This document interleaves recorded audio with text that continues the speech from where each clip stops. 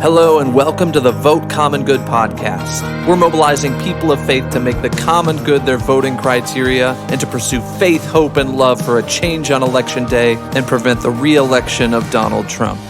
I'm Daniel Deitrich, and on today's show, Doug Pagitt and I spent some time with Jack Jenkins.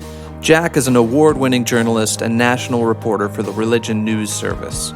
He's also the author of a brand new book called American Prophets, The Religious Roots of Progressive Politics and the Ongoing Fight for the Soul of the Country. Check out the show notes for a link to Jack's book and head over to votecommongood.com for ways to join the movement. We need people of conscience all over America to wake up, speak up, and stand up for the common good.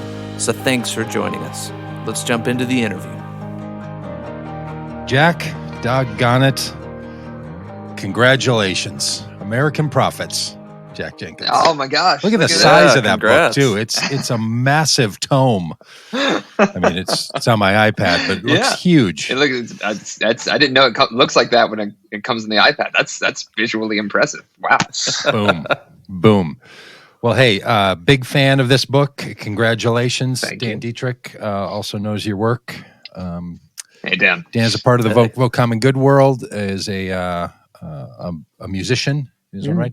A little song called The Hymn to the 81% made a big deal on the internet. Oh, yeah. Dan No way. Deitrich's song. There you go. That was me. That's the guy. An Heard of internet you. phenom. I can see just like your background just filled with musical instruments. Like that is, that's a pretty cool setup there. Awesome. Home great. studio. Yeah. American Prophets, The Religious Roots of Progressive Politics and the Ongoing Fight for the Soul of the Country. Now, I'm guessing you came up with that title and the subtitle before Joe Biden launched his campaign with a sort of campaign theme of fighting for the soul of the country. Yeah. It's been a little frustrating because I keep wanting to say, because I got used to saying it for my book, and then he released his campaign, which is fighting for the soul of the nation, as opposed to the country. And then I reflexively start like wanting to say his campaign slogan because I have had to type it in stories I've written, and then remember, no, my book, technically we called it first. That's all I'm saying. It's technically we had it first. Had it for a long time. Yeah. All right. So everyone will now know you as the author of American Prophets, the soon-to-be best-selling tome on the rise of the progressive political movement in the country. But tell people what else you have done. You are a journalist for the Religion News Service. Yes. You have a divinity degree. I do. I believe. I do indeed. You have worked in the religious sectors. You've worked in media. You have a wide range of experience that brings you to this book. Yeah. I grew up in South Carolina and kind of grew up in a religious community, and then I actually went to my undergraduate college. It's a college called Presbyterian College, and it's affiliated with the Presbyterian Church USA. And I did, religious stuff when I was there. And then coming out of college through a confluence of accidental events, I was supposed to go into the Peace Corps, and then the deployment got deferred for like 2 or 3 months. And so I had to kill time. Ended up, and I mentioned this in the book, I did a little campaign work with the Barack Obama campaign during that interim. And then suddenly got interested in politics. And then while I was on the campaign, applied for divinity school and wrote most of it while sitting in a Waffle House, the application for divinity school. And then when I landed there, I got to kind of work in this, in kind of faith spaces and work in churches. And then also by accident, while I was in divinity school, ended up as an intern for the Religion News Service. And so, that was where I started, was there. And then when I got out of divinity school, I ended up at the Center for American Progress, and more specifically, eventually Think Progress, their publication that exists within the various different organizations that make up CAP. And then from there, ended up back where I started at the Religion News Service. So I've had a confluence of different connections that landed me onto the topic of the religious left and doing reporting on it. Yeah. So and what was that, a 15-year span of time? How long has that whole thing been? Yeah, I guess if you're from college to now would probably be around 15 years. And then, but the project of reporting on the religious left itself, arguably since 2011. And off and on in various capacities, I've been writing about that topic coming up on 10 years. So yeah. So really, in 15 years, you've gotten nowhere, is what no, you're it's saying. basically Like you've you've been running in a circle for 15 years. just banging my head against the wall, really. So Well, and that's part of, I'm only joking about that, of course. Great accomplishments. Congratulations. But this conversation about, is there a religious movement in the left side of the political structure, whether that means Democrat or means something else, is a whole debate. But boy, it feels as if the argument to be made, yes, there is, or no, there isn't a viable religious movement, feels also like something that's been on a merry-go-round. yes. Just time and time again for the last, as you've done it for the last 10 years, and I've been paying attention to it for maybe 20. And boy, it feels like day by day, we're still having to have a conversation with people to say, no, this is a real thing. It's something that exists in the world. Did that go into your wanting to write the definitive 2020 expose on the rise of the religious roots of progressive politics and the ongoing fight for the soul of the country? Yeah, actually. So that was the interesting thing about when I was doing this reporting early on. I mentioned this in the introduction to the book, but one of my earliest pieces for Religion News Service was that I went to this this protest camp as part of the Occupy Wall Street movement back in 2011, and they had a dedicated faith tent in the Occupy Boston iteration of that movement. And when I got there, I write a little bit about it. There were these people singing hymns, and there was just a lot of divinity school students and people affiliated with churches and people affiliated with seminaries who were involved with the actual Occupy encampment there in Boston. And what was interesting to me is I was like, I'm the only person who was there as a reporter, kind of reporting on this interesting dynamic as part of the Occupy movement. Fast forward a few years, and I remember I was talking to an editor at Think Progress before I was brought on board as a full-time religion reporter for them, and I was kind of doing some freelance work. And I was trying to convince him that this was something worthwhile, that this protest that I had pitched to him about the religious left that was happening that week, that was something worth covering. And he was like, I don't know, it's just one of those stories. I'm not really sure if that's something it's going to pick up. And I was like, look, I'll just be honest with you, no one else is going to cover it. And he was like, what? And I was like maybe a couple of other people, but these often go undercovered. And to an editor, he was like, but people might read it. And I was like, yeah. And he's like, oh, so we have a permanent scoop on this topic. Well, why don't you go and report on it? And so then that ended up being a theme, which is that sometimes when you're a journalist and you go to an event and you're the only journalist there, it feels like it's because it's not newsworthy and you're trying to make something out of nothing. But what I kept getting when I would go to these religious left gatherings and protests and demonstrations was that I was on to this interesting, fascinating story that so few other people were looking at. And irrespective of whether or not you agree with the religious left or their policy goals or anything in that regard, it's what I started to learn is that you couldn't deny that they were having an impact. They were having, their campaigns were proving successful in various ways. And so as I continued to report on it and then eventually kind of turned it into a book, this is a reported book. This is not just like a manifesto on what I think about religion or progressivism. This is me telling you what other activists have done, so that at least there now is some record of saying you can have these debates over whether or not the religious left exists, quote unquote, but then my counterpoint is it definitely exists. I've been there, I've reported these things out. It's just whether or not, how do you feel about it is the other question. So yeah, it's like that old joke, I don't believe in baptism. Well, I believe in baptism, son. I've seen it. Yeah, like you've seen it, right? It's not even that and this is an important point, I think, for people who might be interested in this book.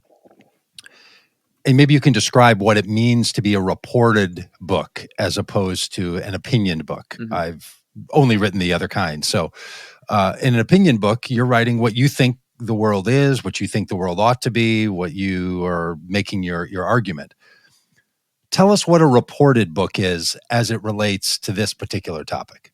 Yeah, so I'm a reporter, I'm a journalist. And so when I am reporting on these stories, I'm not advocating for the religious left, quote unquote. I'm not trying to advertise for them. I am only engaging in the kind of advocacy that all journalists engage in daily, which is that I think the subjects of my stories are interesting and worth your time. and that I think they're important. And so my goal in covering these protests is to help document and uncover and do a bit of analysis of explaining how they came to be. It's not inherently to preach at you, literally or figuratively, depending on the people in this book.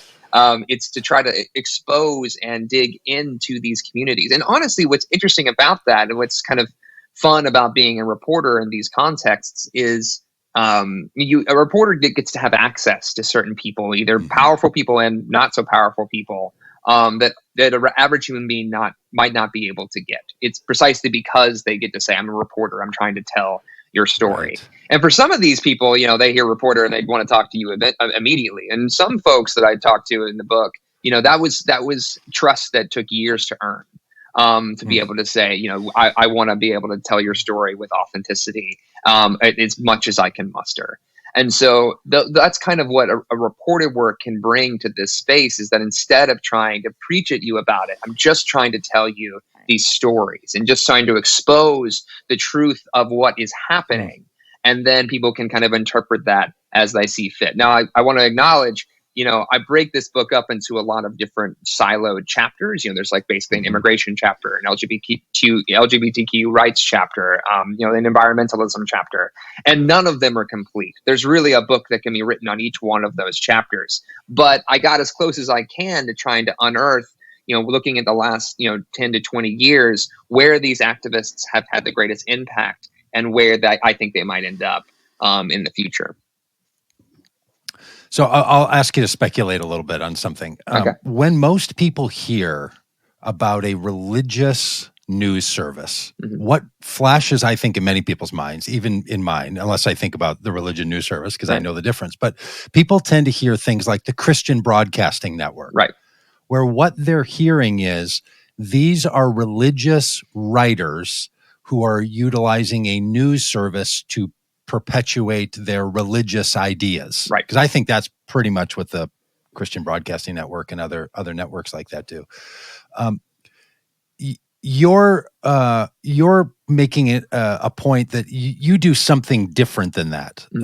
You're not doing your reporting as someone who's reporting on religion as an adherent. You are trying to be a reporter who covers religion. Right. More like Sports Illustrated tend not to be athletes per se. Yeah. They ought to be. Well, I don't know if that analogy holds up. But. No, I hear what you're saying is actually important because, so at Religion News Service where I work, right, we're in partnership with the Associated Press, and that's kind of the tack that we take.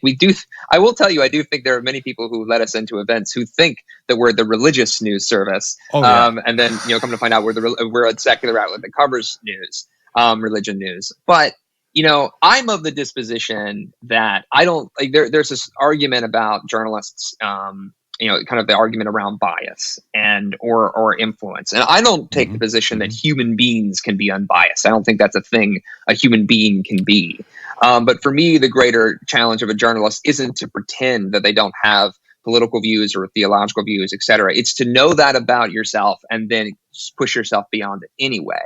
And so it's like, that to me is more impressive than just being a robotic automaton that doesn't have views and like that sort of thing. And so what I try to bring to this book, and the book is a little different because I do actually get to put pieces of my own narrative in there because it's the only way I can explain access to certain things. But, my perspective isn't to tell you as a member of the religious left. That's not what I'm writing. I'm writing the story of, as a reporter, these are the communities that I've been able to interact with and report on and unearth stories of in the midst of the past 10 to 20 years. Do you consider yourself a part of the religious left? I think at Think Progress, I was probably de facto a part of it just because Think Progress is part of progressive media, and so in the sense that when I wrote stories, Think Progress had an editorial slant for which they were unapologetic insofar like they are unapologetically progress. It's there in the name. And so insofar as Think Progress was considered to be part of the left, if you wrote about religion, not just me, but any of my colleagues at Think Progress when it was around, we were de facto a component of that. But me personally, I don't consider myself an activist or an advocate in the religious left. That's not my job. My job is to help tell stories and unearth truth about different groups of people. I will say that I am, in the same way it's a similar question you could ask if you ask an immigration reporter. Are they an immigration advocate, right? Are they an immigrant advocate? No, but they are one of the few groups of people who are consistently telling the stories of immigrants and immigrant rights groups and, unearthing truths in those spaces. So they don't have to take an advocacy stance. They're just trying to deliver the truth as they see it. And I take a similar stance within the context of religion. Just curious, I'm here in South Bend, and so I view a lot of this through the lens of Mayor Pete. He was, for a lot of people, sort of the first politician openly talking about his faith on the progressive side. And just curious on your thoughts on his campaign bringing some of those political left religious issues to the fore. He had an interesting campaign. He was certainly, this last Democratic primary, there was a lot of God talk from across the board with a lot of candidates. It was one of those things where I was like, I can't keep track of it all. Like normally I'm like the one person like finding these stories. And instead I'm like, they're all saying God things all the time. But Mayor Pete was interesting because it was such a key component of his political persona. Like arguably, and I write about this in the book, arguably his candidacy went from 0 to 60 because of that CNN town hall where he was asked about Mike Pence. And then he gave this response that was comparing, Pete Buttigieg's faith against that of Mike Pence, kind of arguing over the course of that answer that maybe Mike Pence had kind of sold out a little bit for what he called the porn star presidency, and that he didn't ascribe to the same faith that Pete Buttigieg did, which he said was about welcoming the stranger and welcoming the immigrant. And so what I think is interesting about that campaign was that then he was like out there literally saying like, I think it's time for a revival of the religious left, et cetera, et cetera. And then he like showed up at William Barber's Poor People's Campaign protest outside of the White House. And this was like a fascinating thing because I was covering it that day. And I was just like, I went there and I was like filming. It was, taking pictures of the different faith leaders as they marched down to the park, Lafayette Park, right in front of the White House. And then I like turned around to go figure out where I was going to stand in the park.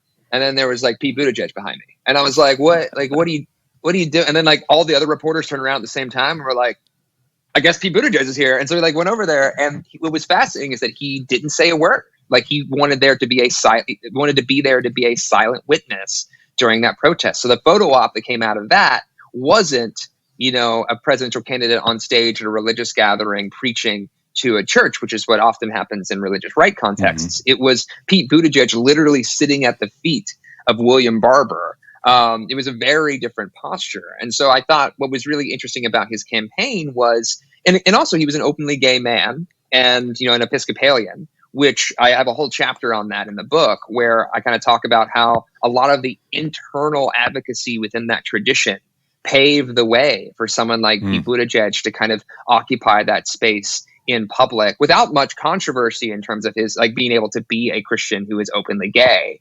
And then, there's a little tidbit at the very conclusion, in the conclusion about him and Gene Robinson that I'll leave for readers to find that I thought was fascinating.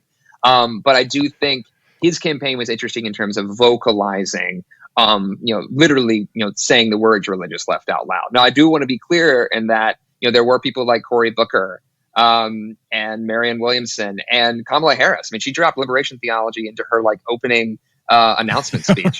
I know. It was just like a lot of people who were willing to engage with that. But I do think that Pete Buttigieg, who by the time he left was the only candidate that had a national faith outreach director, who, if I recall correctly, used to be on the steering committee for the Poor People's Campaign, which tells you a lot about the connections that you saw between this activist religious left and at least Pete Buttigieg's campaign staff. Well, and I think you bring this up in the book. I've read excerpts of it. It just came out today, everyone. So Yeah, and it's 343 pages. Yeah, it's not short. Sorry, finely fonted sentences.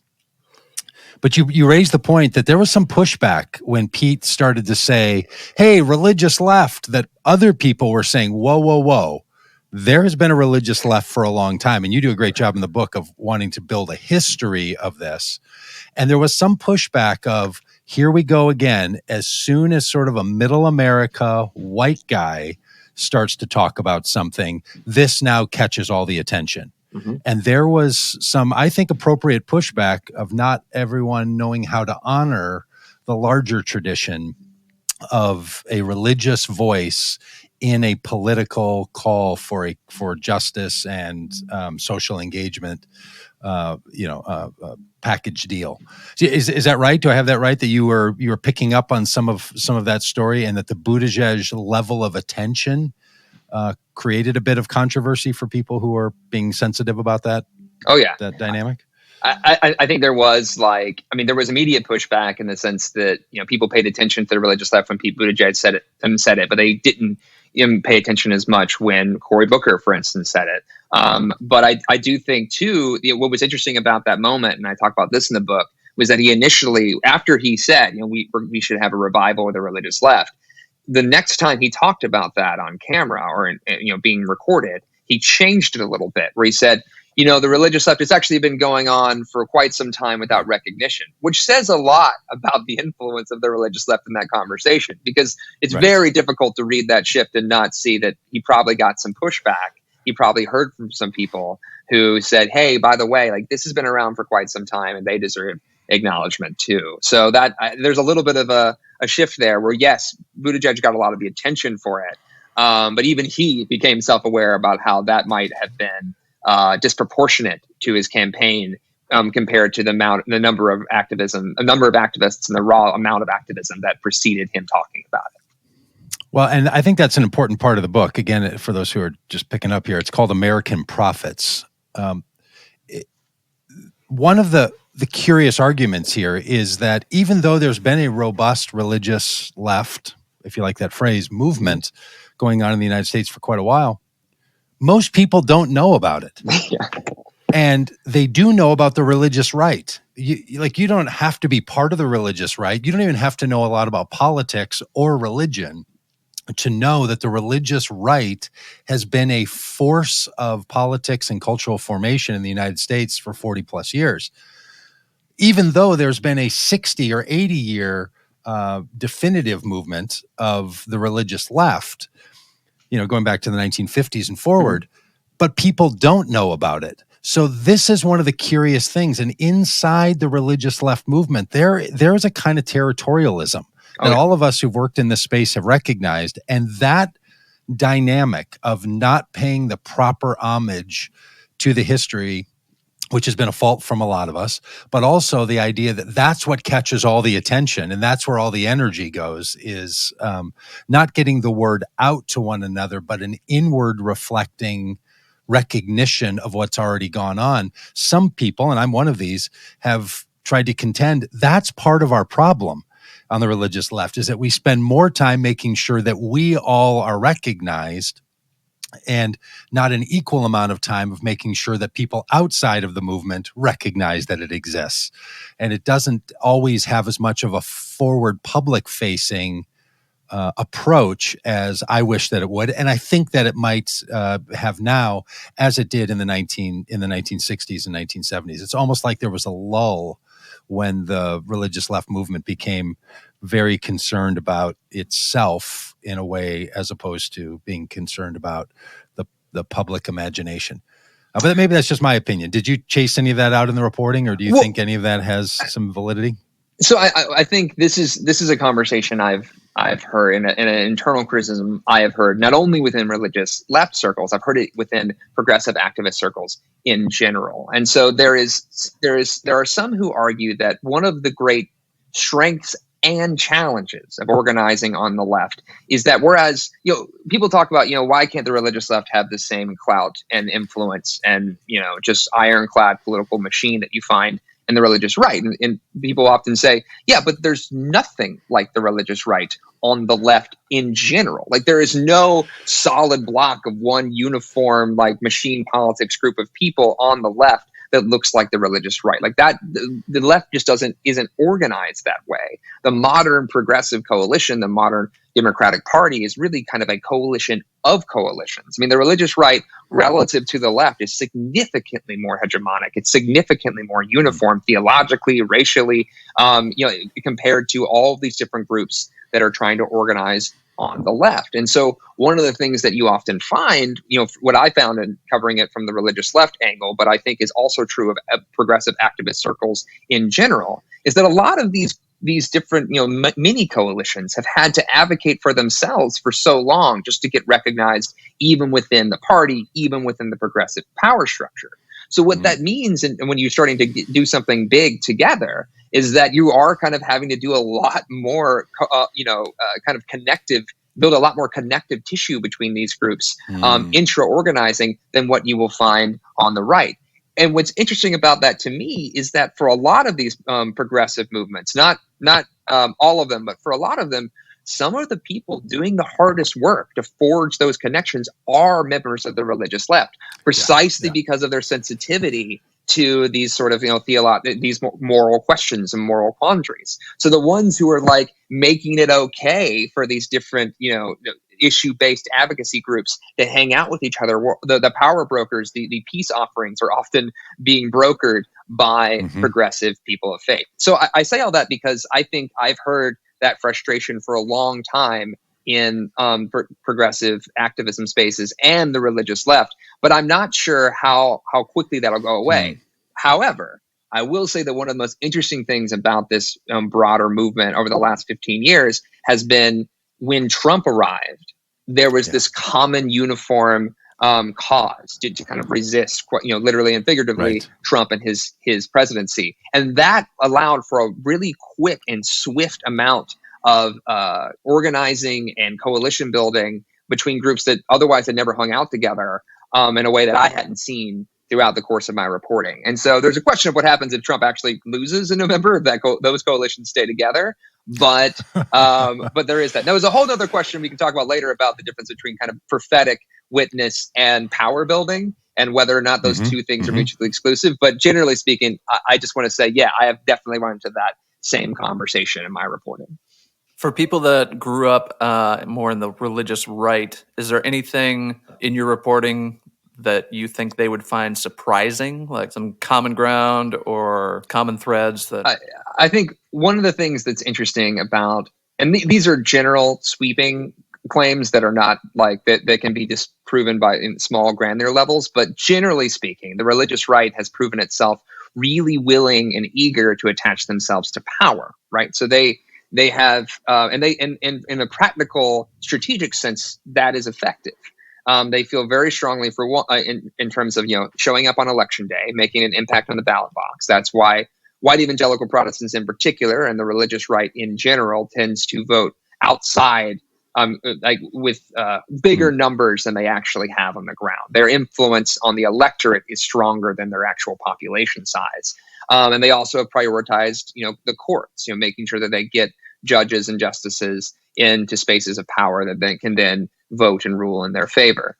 By comparison, the religious left has proven itself far more effective at the art of protest, the poetry of protest. That's where you see, you don't really remember the religious right for their galvanizing, inspiring moments of being arrested in front of someplace. Those are things that you remember of Martin Luther King, right? Those are the things you remember nowadays for immigrant rights activists, those sorts of things. Those are the kinds of mechanisms that the religious left often uses. And as I write in my book, those turn out to be pretty powerful in specific contexts. When we see the administration shifting in 1980s because of the original sanctuary movement, when we see the Affordable Care Act get brought across the finish line in the end, in a large part because of these progressive faith activists that have been doing this kind of harging in the streets work. But that's a different kind of approach to power building in our republic than you find in the religious right.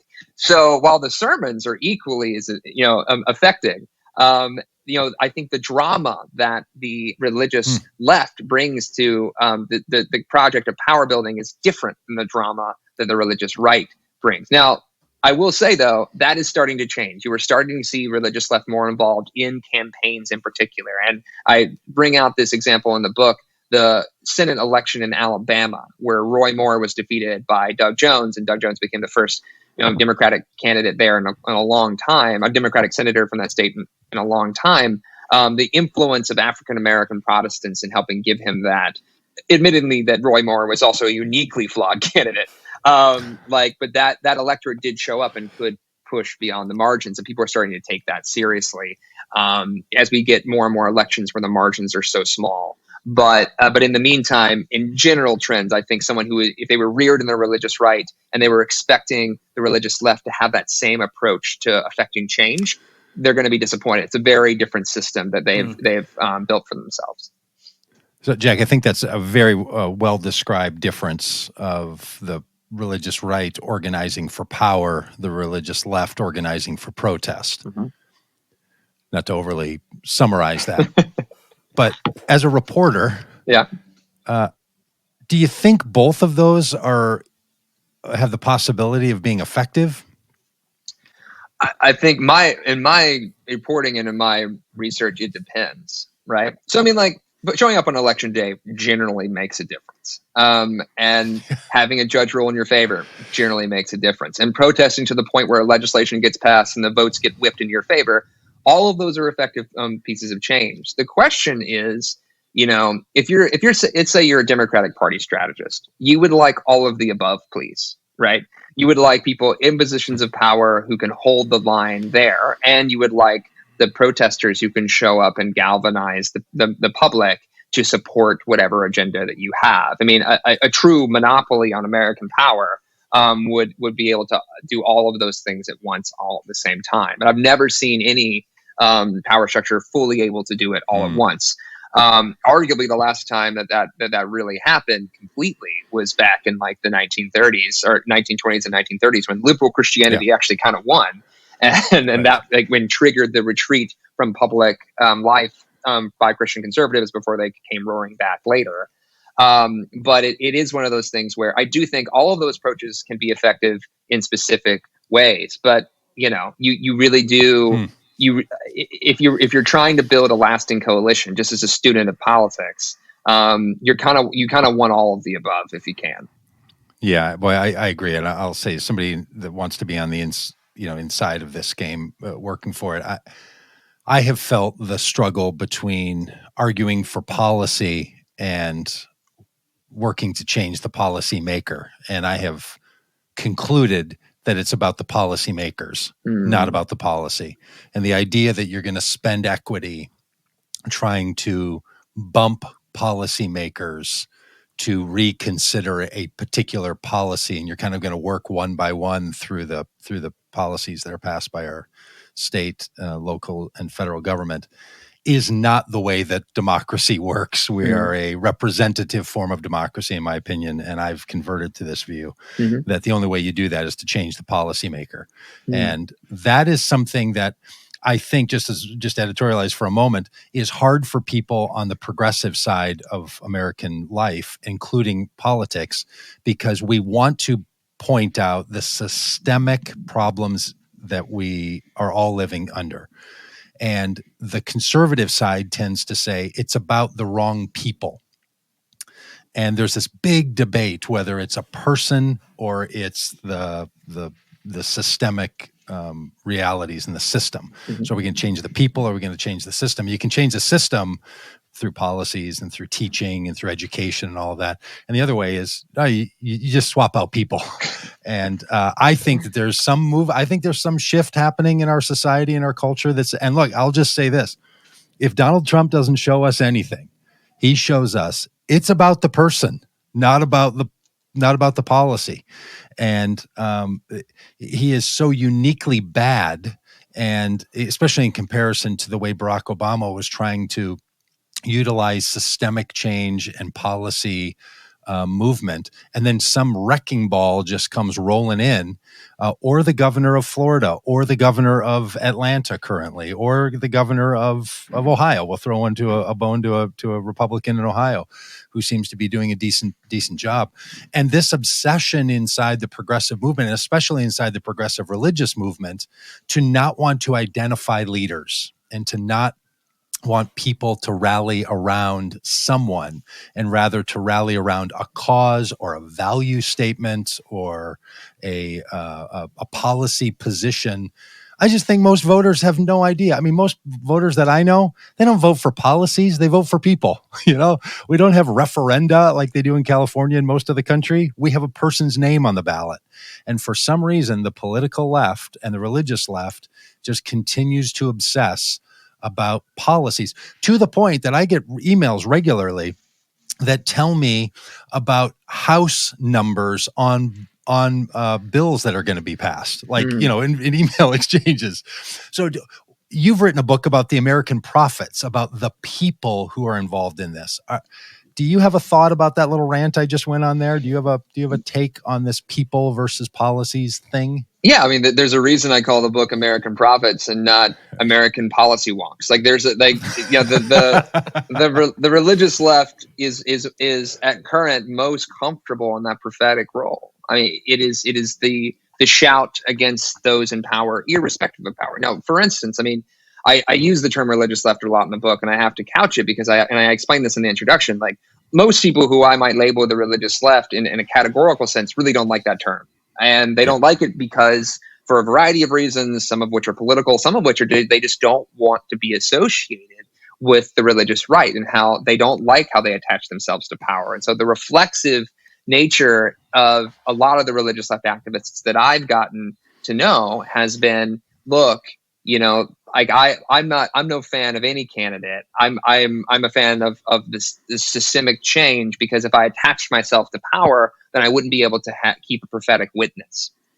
But there has been some shifting on that. I mean, I think it's interesting that you had people like advocates like Linda Sarsour, one of the co-chairs of the Women's March, and Cornel West, who's been arrested in any number of activism events and protests, just line up to stump for Bernie Sanders. I mean, they were like unapologetic about saying, no, I'm like going to promote this person as a candidate. And it was actually the Sanders campaign, both in 2016 and in 2020, as well as the attention around Alexandria Ocasio-Cortez, who, by the way, apparently was decided to run for office because of a religious experience that she had at Standing Rock, which is in Chapter 7.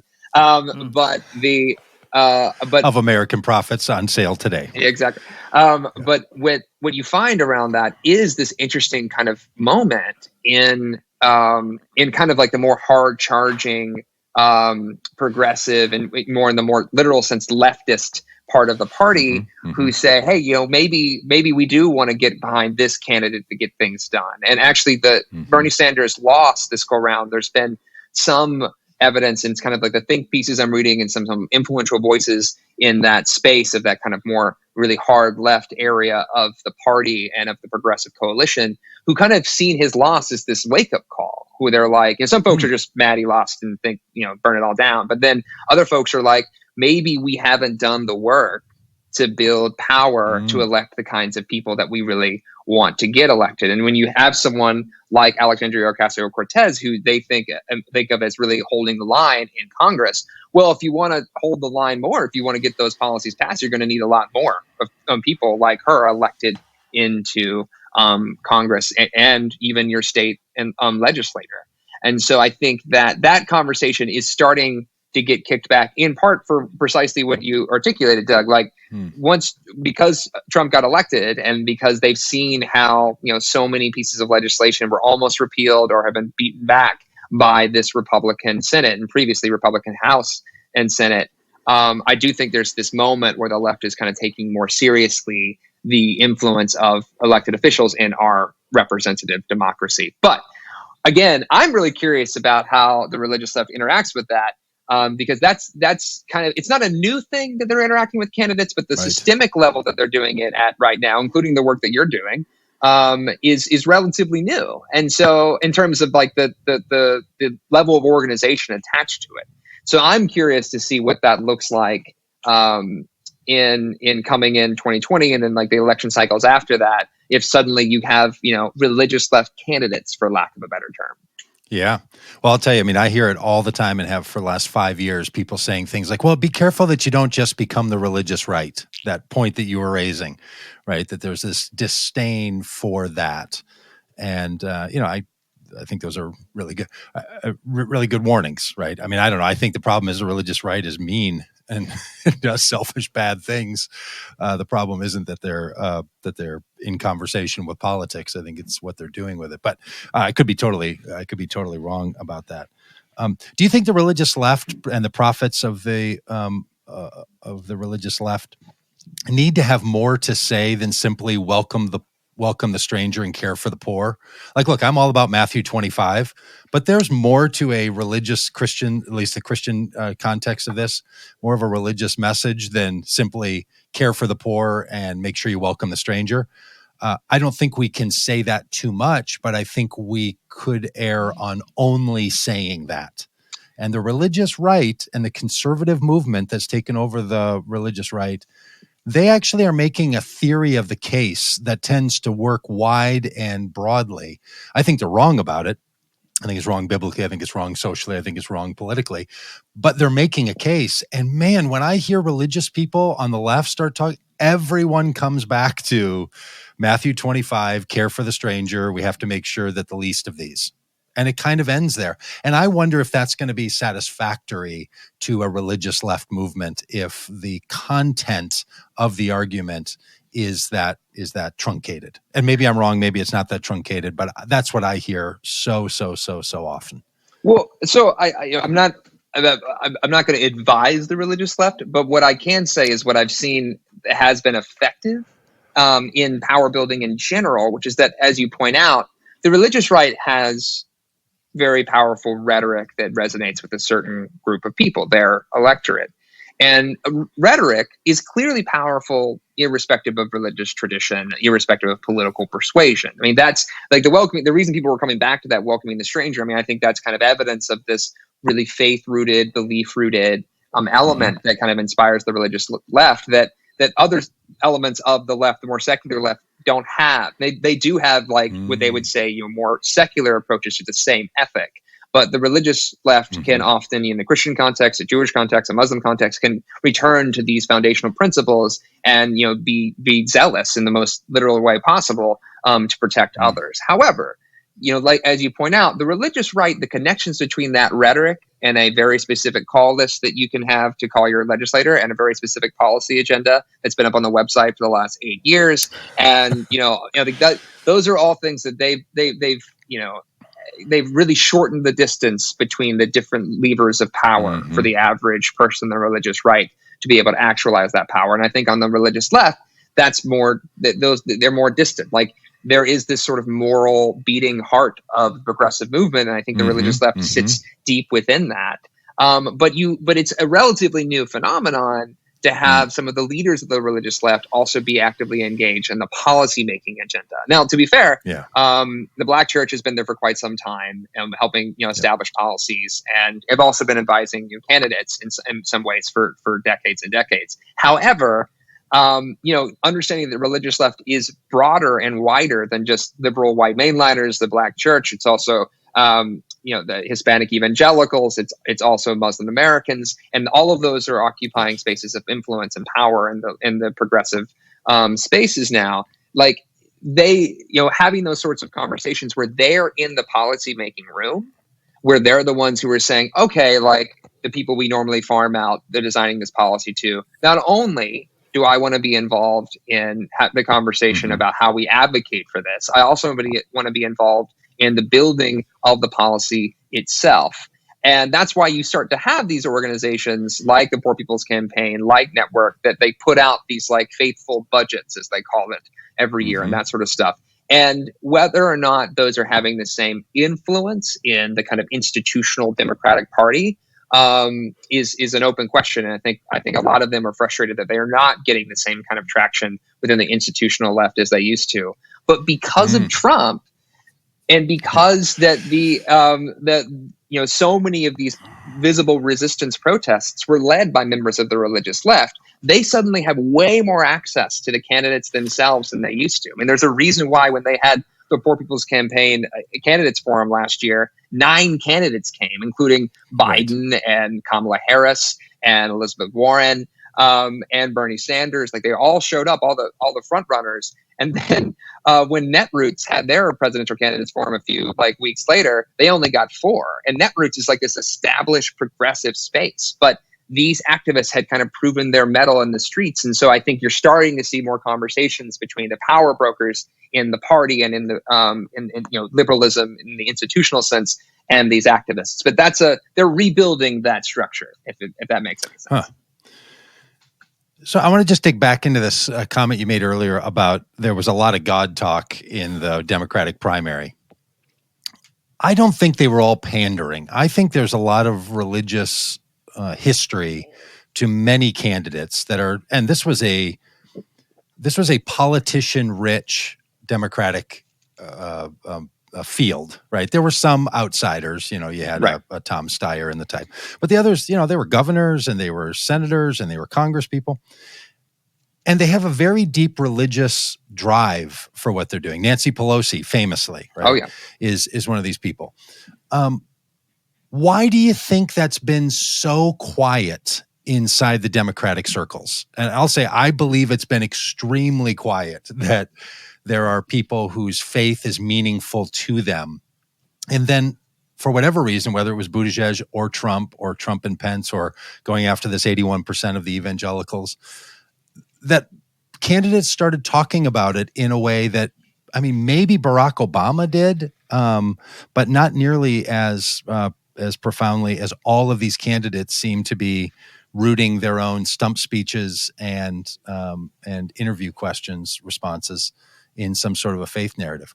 What do you think is going on there? Why was it so quiet, and why did they turn on the switch and start talking about it so much?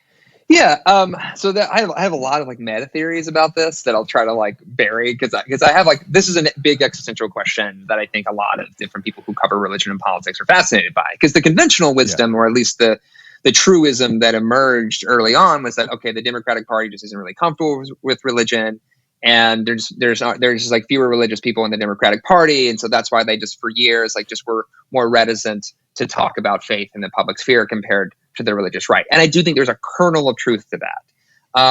But I also think that and I'll try to not go off on this for too long, but the development of civil religion in the United States, certain phrases that politicians make of, or a president in presidential rhetoric when they'll make this offhand reference to scripture, that is kind of almost accepted as just a thing that presidents do.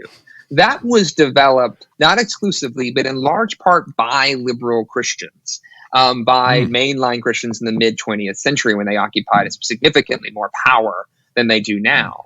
And so if the United States is not a theocracy, but if it ever was a theocracy in the 20th century, it was mostly like a liberal Christian theocracy. And their values weren't explicitly religious, but those values from their faith traditions had been inculcated into different, the mainstream media, as it were, the mainstream conversation, and these institutions of government and power. And so, and this is the argument that the religious right makes quite, that when they talk about these godless heathens that are the Democrats or liberals and progressives, if you trace that line of dialogue back to the early 20th century, they've been saying a version of that since what we know as the fundamentalist modernist split between Christians in the early 20th century. And what they said instead was, oh, these people have capitulated to culture, so their faith isn't real. It's or not. It's heresy, or it's divorced from the fundamentals.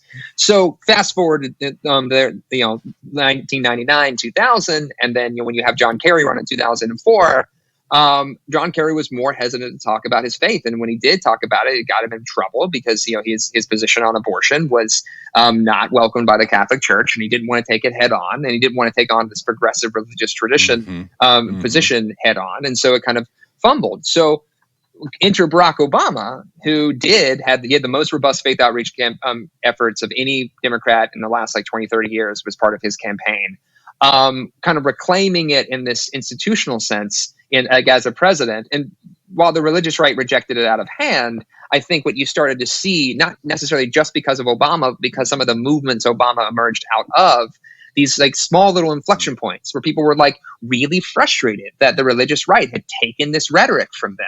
And in some ways, it's like you saw beginning around 2004, around the re-election of George Bush, several organizations get founded and several institutional liberals and progressives, people like John Podesta, who I begin the book with, start making these groups and organizations specifically geared towards taking that rhetoric back. And it's basically liberal Christians and liberal people of faith, liberal followers of Judaism and Islam, who are trying to say, okay, we used to have a monopoly on this, and that's clearly gone away. So how do we reinvent the wheel for this modern context, to the point where now, when you have people like Kamala Harris dropping liberation theology into her presidential announcement, and you have people like Pete Buttigieg talking about religion in his Democratic campaign, it's kind of arguably the development of a new form of civil religion that's emerging on the left that is a little more like stalwartly progressive, but also more stalwartly religious in its articulation. Right. So I think it's an interesting meta time. And I ran across that a lot when I was doing the reporting for this book,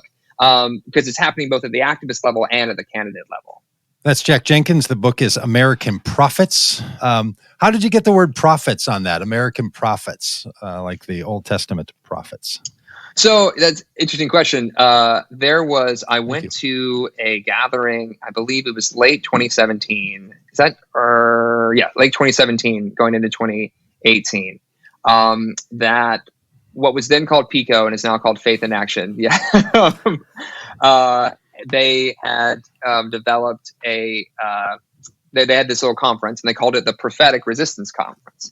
And one of the leaders of the conference stood up, and like the rhetorical line that became kind of the de facto slogan of the conference was, are you a prophet of the resistance or a chaplain to the empire? The implication being you don't want to be a chaplain to the empire. And it reminded me that I had so often, irrespective of tradition, run into this conversation about the prophetic tradition in progressive activist circles. And it reminded me back to a story I tell in the introduction of the book, which is that, when I was reporting on that Occupy movement, and I went into this interfaith, prayer tent in the Occupy Boston encampment. And as I walked in, they were all finishing a hymn, and they turned around and pointed at me and told me I had to take off my shoes. And so when I removed my shoes, because there was apparently a giant cardboard sign telling you have to remove shoes, I remembered that, in many traditions, you have to take off your shoes before you enter into a venerated place of worship. And that's often rooted in the stories of a very particular group of people who are asked to remove their shoes before walking onto holy ground to talk to the divine. And those are prophets. And so, that concept of a prophet as someone who often is decrying the government or decrying those in leadership, often without the recognition they deserve in their time and place, but also feeling compelled to do it because of their faith, irrespective of the consequences, seem to ring true with this concept of progressive religious activism. So you finished the book with the a lean into the future, chapter 12. A chapter I did read. Yes. Because why not start at the end? Yeah. And even that chapter isn't, it's a reported chapter. It's not like, and after all this study, here's what I think the future ought to look like. You try to describe some things that have been happening more recently. Do you have a sense that the political system as it currently exists will engage with the religious movements? We've been doing a lot of talking about how the religious movements want to engage in the political system, but there's another side to that relationship, right? And that is the political system. Will it acknowledge and accept the engagement of political people, or is all the weight going to continue to rest on the religious communities, Christian, Jewish, Islam, Sikh, others, to figure out how to be, to borrow relationship metaphor here, to be the right kind of partner for politics? Or do you think politics, the political system, will do any work to try to connect with the religious movements?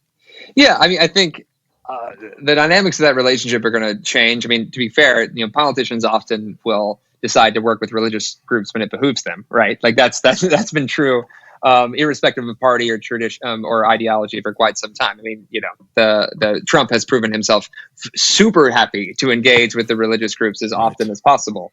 But I do think that there has been. I don't think it's inconsequential that we've seen these candidates over the last few months really heavily engage with these activists. I mean, Joe Biden, when he spoke at that Poor People's Campaign presidential candidates forum, he actually tried to articulate one of the talking points of the Poor People's Campaign and actually botched it. And so the Washington Post did this whole fact check of a whole fact check of Joe Biden's conversation around poverty. But the fact that he felt obligated to want to talk about it, he was like, no, I want to make this claim about, how many people are poor or low income in the United States. And I want to really engage with what you're talking about here, was an interesting shift, because I don't think that back in 2004, that John Kerry would have even known who these groups were. Or shown up to their events to make sure that he hears what they have to say on these policy issues. And so I think what we are seeing is some willingness among this new crop of Democratic candidates to recognize the power and influence that these activists have accrued through their protests and demonstrations over the past 3 or 4 years. And so that only leads to more engagement. But to be perfectly honest, I think that one of the elements of activism is that if politicians aren't just going to come to you because you exist, you're always going to have to, there's always an element to politics of having to push and push and push. And so the very nature of activism is that you want to do that all the time. But I don't think that, while I do think Democrats are taking the religious left more seriously and their leadership more seriously, I would be very surprised if, suddenly Sister Simone Campbell could just say, all right, well, they're just going to come to my offices now. I don't have to go over to the Hill to talk to them. They'll just email me every day. I think it's still going to require a lot of reaching out before you hear back. You spend a lot of time in the book and do a great job of describing the national setting.